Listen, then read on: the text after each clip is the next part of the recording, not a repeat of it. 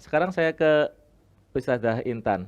Nah, dalam konteks fastabiqul khairat ya, berlomba-lomba dalam kebaikan, apalagi sekarang ini di dunia pendidikan ya. Eh, Sekarang ini kan dari mulai kurikulum 2013 sampai ke kurikulum Merdeka nih, itu banyak apa, kalau dulu kita sekolah itu ada ranking 1, ranking 2. Sekarang itu yang namanya ranking kayaknya apa sudah nggak ada lagi ranking, kayaknya semua anak tuh sama karena katanya memiliki potensi masing-masing, sehingga nggak kelihatan ini yang mana yang ranking. Nah, ini dalam konteks apa, eh, berlomba-lomba dalam kebaikan ini kan mungkin orang sulit untuk melihatnya. Ini eh, anak saya sudah belajar dengan rajin kok, sama seperti itu tidak disebutkan apa rankingnya. rankingnya ya. Ini kan ada juga mungkin orang tua yang pikirannya berbeda, menolak ranking, padahal ya ada mungkin antara satu dengan yang lain kan berbeda-beda. Nah, ini menurut Ustazah Intan yang seperti ini gimana, Ustaz? Ya. Ya, kita memang berharap anak-anak kita itu tumbuh dan berkembang sesuai dengan bakat dan potensinya, dan kita berusaha untuk memberi lingkungan yang terbaik agar mereka bisa mengasah kemampuan, agar mereka menjadi pribadi-pribadi yang mandiri dan bertanggung jawab. Dan kita juga berharap pertemanan yang terjadi di antara anak-anak kita dengan teman-teman baik di masyarakat maupun di lingkungan sekolah adalah teman-teman yang kondusif untuk tumbuh dan berkembang bersama. Tentunya untuk berkembang bersama ini membutuhkan apa ya, saling kerjasama, saling bersinergi begitu ya, saling belajar di antara mereka, dan kemampuan anak untuk bisa memahami sesuatu, untuk bisa mengambil kesimpulan dari sesuatu itu memang berbeda-beda gitu ya. Itu kita bisa maklumi bersama. Yang kita harapkan apa yang mereka lakukan, apa yang mereka minati itu bisa terwadahi. Bukan sebaliknya. Ketika kemudian ranking itu kita terapkan, tetapi ujung-ujungnya kemudian sebagai orang tua kemudian kita menuntut anak-anak kita sama dengan teman-temannya yang sebenarnya bakat dan minatnya berbeda gitu ya. Nah, itu yang perlu kita hindari karena anak-anak itu punya apa ya, keunikan gitu ya. Punya keunikan yang itu harus kita hargai. Mungkin pada saat ini kita belum bisa menemukan ya apa sebenarnya fokus minat mereka, tetapi insya Allah dengan berjalannya waktu ketika anak-anak punya banyak teman, bisa belajar kebaikan kepada temannya yang lain, bisa kemudian melakukan apa ya, proses uji coba gitu ya, uji coba bagaimana mereka melangkah kemudian mereka berkarya gitu ya. Insya Allah dengan berjalannya waktu mereka akan menemukan di dunianya, dan kita sebagai orang tua memang harus support begitu ya, untuk mengajarkan anak-anak agar memanfaatkan waktu sebaik-baiknya. Nah, dalam konteks fastabiqul khairat ini menurut saya adalah bagaimana kita mengajarkan anak-anak untuk menjadikan setiap waktu itu adalah momen belajar bersama, baik bersama keluarga maupun bersama teman-temannya, belajar kepada kebaikan orang lain gitu ya. Dan kita berharap mereka juga bisa untuk menerapkan bagaimana menjadi pribadi-pribadi yang inspiratif gitu ya, pribadi-pribadi yang bisa menggerakkan orang lain untuk melakukan tadi berlomba-lomba dalam kebaikan gitu ya, sehingga kemudian setiap waktu itu adalah berisi kebermanfaatan, kebermanaan, sehingga tidak ada tempat untuk kita berbuat sebaliknya. Karena seringkali kita menemukan anak-anak yang mungkin waktunya tidak dimanfaatkan dengan hal-hal yang berguna, kemudian mereka terjebak kepada aktivitas-aktivitas yang tidak hanya merugikan dirinya sendiri tapi kemudian merugikan orang lain. Nah, ini yang perlu kita hindari karena sebagai pribadi yang masih muda mereka butuh bimbingan, butuh sahabat.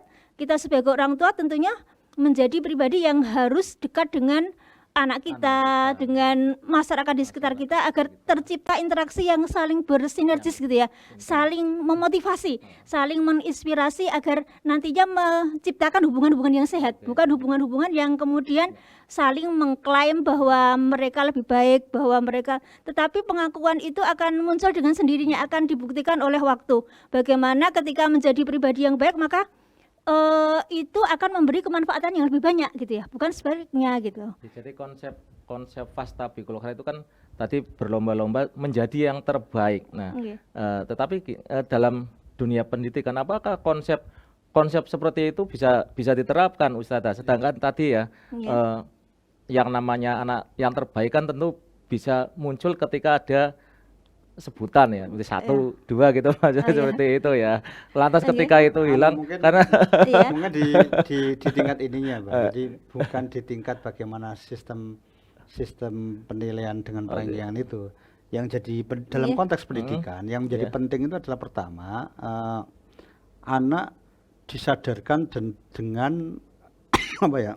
Dalam konteks pendidikan anak disadarkan dengan hal-hal yang berbeda dengan dia.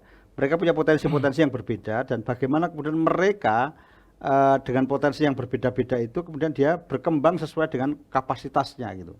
Jadi dia terus dipacu karena kemudian kalau dia melihat orang lain dia punya potensi kayak gitu, maka jangan kemudian dia tergoda untuk melakukan sesuatu sebagaimana dia, tetapi apa yang bisa kita lakukan Oke, dengan iya. potensi kita gitu kan gitu. Nah, pendidikan sesungguhnya idealnya adalah mengenalkan potensi-potensi itu, menggali potensi-potensi itu Yang sehingga ada problemnya anak gitu ya. berkembang Iya. sesuai dengan potensinya itu. Oke. Tidak justru tergoda untuk kemudian iri kepada orang lain yang memang potensinya berbeda gitu. Oke.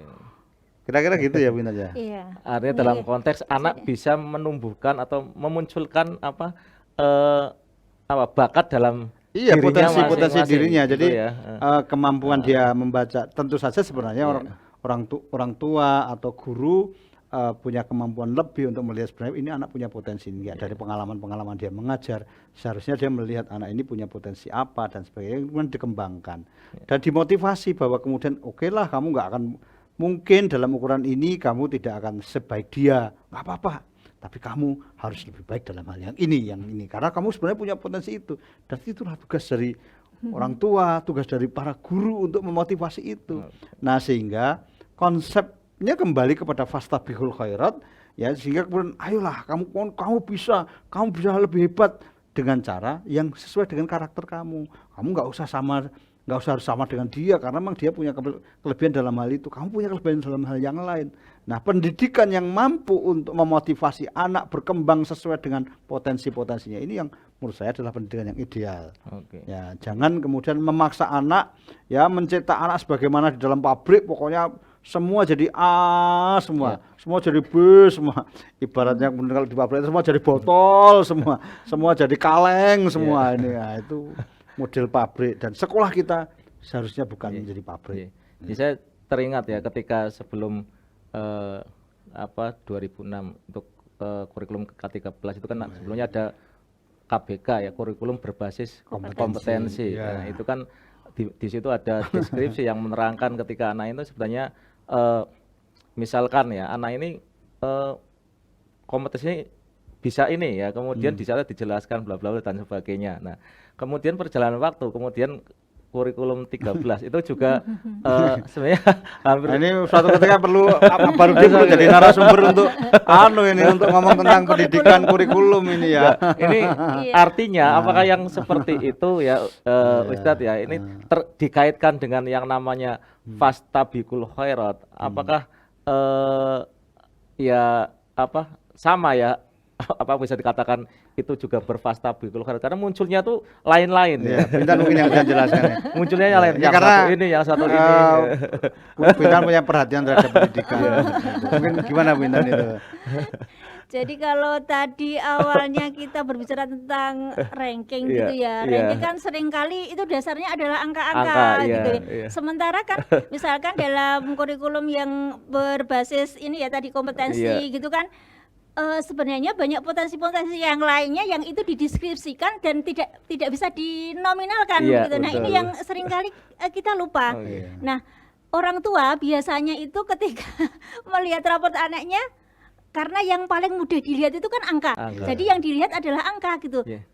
Tanpa kemudian lebih detail untuk meneliti apa yang diamati guru pada anaknya, dan ini yang selalu harus menjadi perhatian orang tua, dan mungkin kita bisa memanfaatkan misalkan forum-forum parenting itu untuk melakukan konsultasi dan dialog antara guru pendamping dengan para wali murid. Dan saya berharap bahwa konsultasi atau parenting semacam ini tidak hanya sekedar untuk memenuhi kewajiban sekolah, tugas sekolah ya, tetapi adalah benar-benar keinginan sekolah, keinginan wali murid untuk memberikan yang terbaik bagi anak-anak. Dan kita juga perlu menyadari bahwa sebagai anak, sebagai orang tua itu adalah semuanya dalam tahap belajar dan berproses ya. Jangan sampai kemudian Dan mungkin juga ini mungkin harus sekarang lebih ya.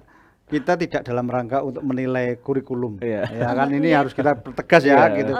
Apapun bagi kita, bagi orang tua ya, gitu, bagi orang tua itu ya, itu pokoknya kurikulumnya apa saja, insya Allah terbaik untuk anak kita, itu ya kan ya, gitu ya. Jadi itu. Nah persoalannya adalah kemudian ya kita memang perlu memotivasi anak-anak kita, gitu. Nah dalam konteks pendidikan ya, gitu. Sekali lagi tapi dalam konteks pendidikan, sebagai sebuah pribadi, kemampuan para pendidik untuk memotivasi anak, untuk menemukan bakatnya, untuk dia kemudian bangkit mengejar prestasi itu yang paling penting gitu. Nah, saya tidak ngerti dan mungkin bukan kapasitas kita untuk berbicara tentang kurikulum karena nanti untuk mengajar itu kita butuh untuk mengadakan seminar pembentukan kurikulum itu, dan barangkali nanti Abarudin nanti yang suatu ketika menjadi narasumber. Tapi dalam konteks yang kita coba pahami bersama, memang bagaimana kemudian itu menumbuhkan anak untuk motivasi berprestasi itu yang penting dan itu gitu. Nah,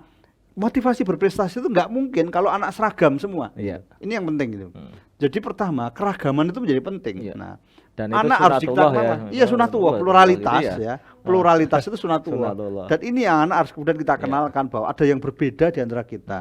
Kamu nggak akan sama dengan yang lain. Itu yang harus kita sadarkan kepada anak kita. Tapi ingat, perbedaan itu tidak membuat kamu menjadi lemah. Perbedaan justru membuat kamu mengenali dirimu. Siapa toh kamu itu? Apa sih potensimu? Dan kemudian bagaimana seharusnya kamu berkembang? Berbeda dengan teman-temanmu, gitu. Temanmu kaya, punya mobil, les privat di tempat yang paling mahal aja bisa. Kamu nggak bisa. Apa harus kalah dengan teman? Enggak, kamu punya teman, punya banyak orang yang bisa kamu jadikan bertanya. Nah, kemampuan itu ya kemudian kita motivasi itu yang menjadi penting. Ini jadi menurut saya bagaimana orang tua, guru dan sebagainya dalam konteks pendidikan adalah memotivasi anak untuk berprestasi. Ini kata kunci di Fastabiqul Khairat saya kira begini ya Bintan ya.